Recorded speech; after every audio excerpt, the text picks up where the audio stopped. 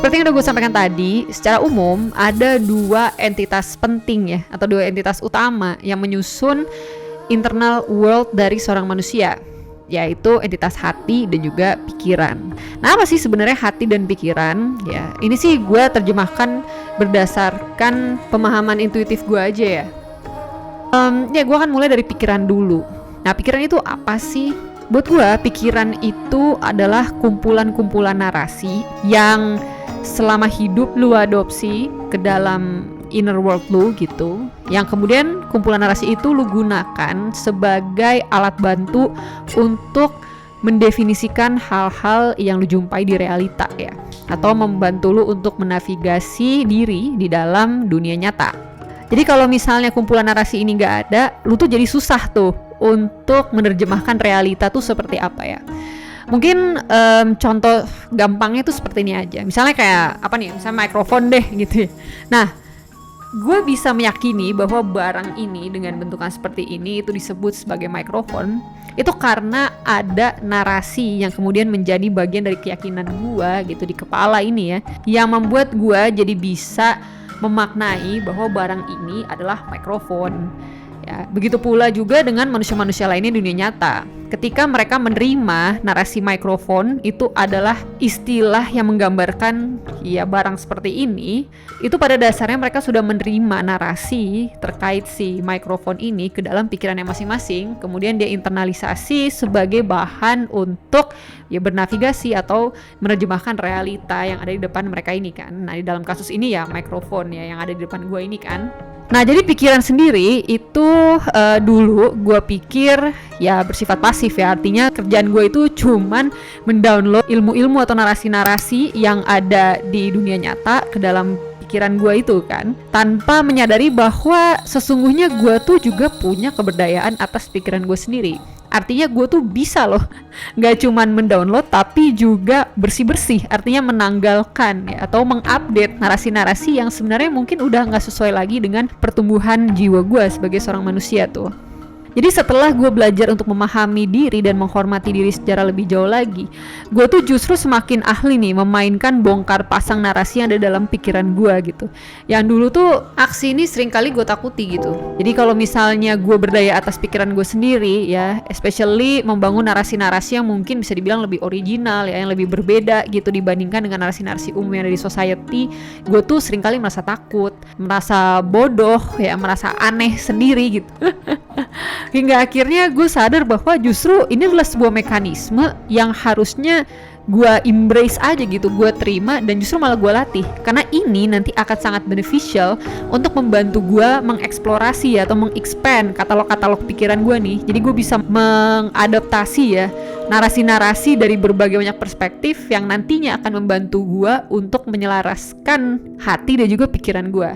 Jadi di sini fleksibilitas gue untuk bisa bongkar pasang narasi dan secara berani mau untuk memangkas mana nih narasi-narasi yang udah outdated ya, yang sebenarnya udah gak bisa lagi memfasilitasi penerjemahan jiwa gue ke realita, ya gue harus berani untuk mengeliminasinya atau menghapusnya ya, atau juga bahkan memperbaruinya gitu. Nah, berikutnya kita akan bahas tentang entitas hati. Nah, hati itu apa sih sebenarnya?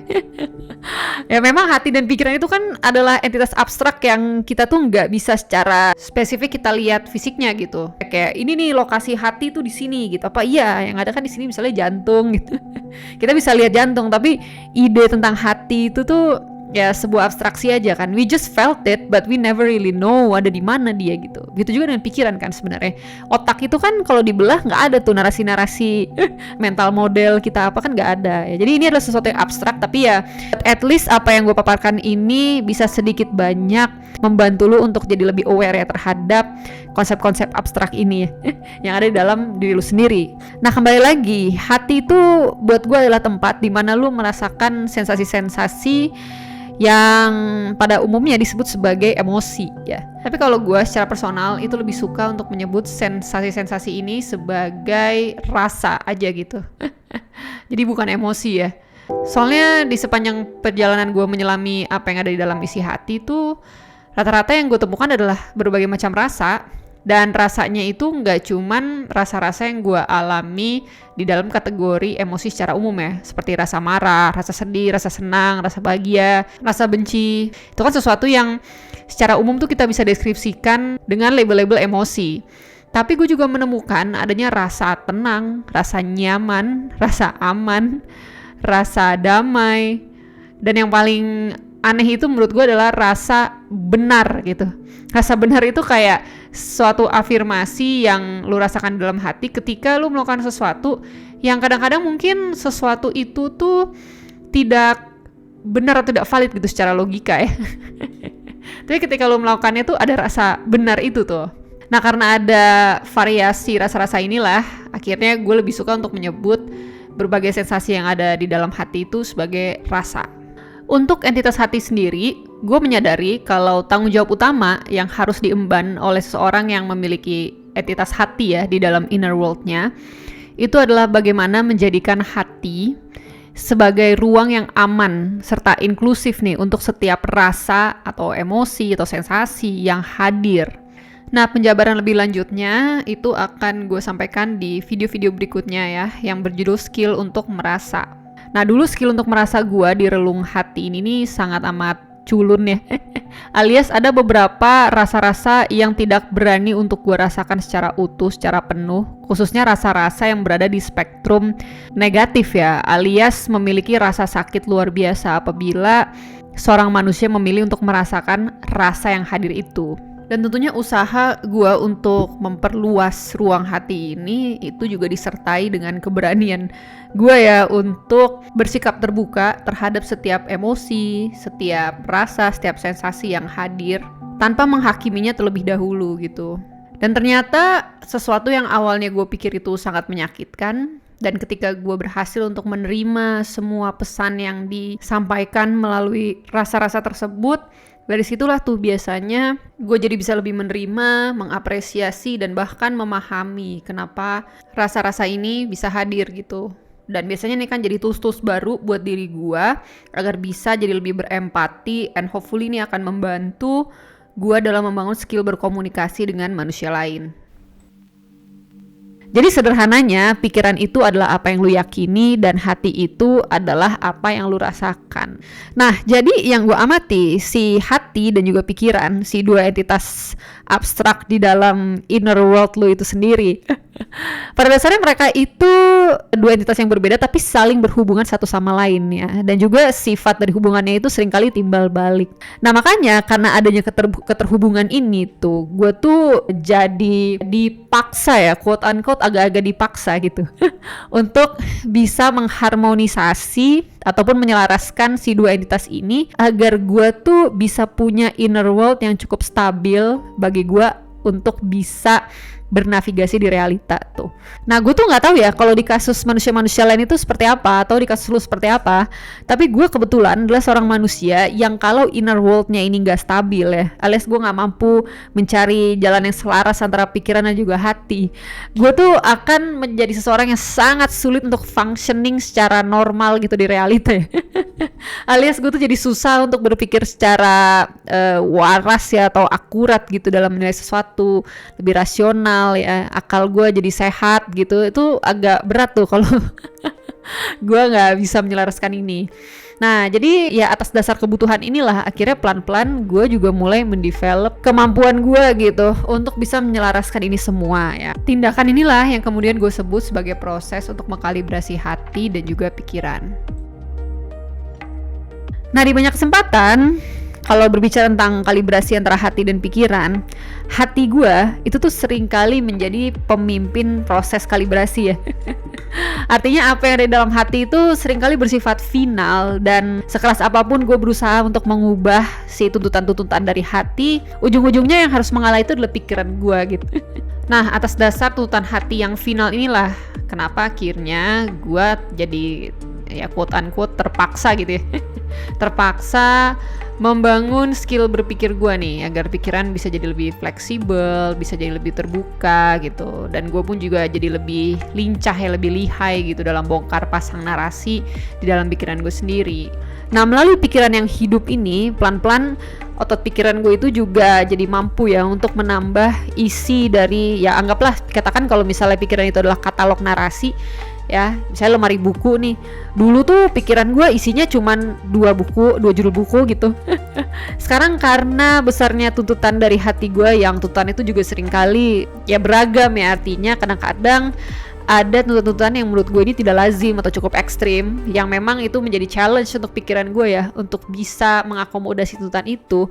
Mau nggak mau akhirnya ya gue juga harus mengakomodasi perspektif-perspektif yang bisa dibilang ini tidak lazim nih, atau misalnya di society perspektif ini dianggap sebagai perspektif yang negatif gitu.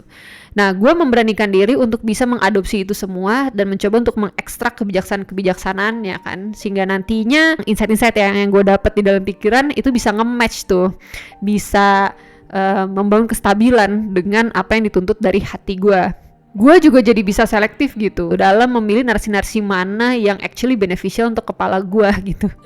Nah, gue pikir kesadaran bahwa pikiran itu sebenarnya hidup dan lu tuh adalah empu ya, atau lu tuh adalah raja atas pikiran lu sendiri, itu yang gue pikir harus mulai semakin ditumbuhkan nih ke banyak masyarakat ya, especially masyarakat Indonesia yang sejauh ini tuh masih ya menghadapi persoalan inferioritas yang udah gue sampaikan sebelumnya kan, begitu.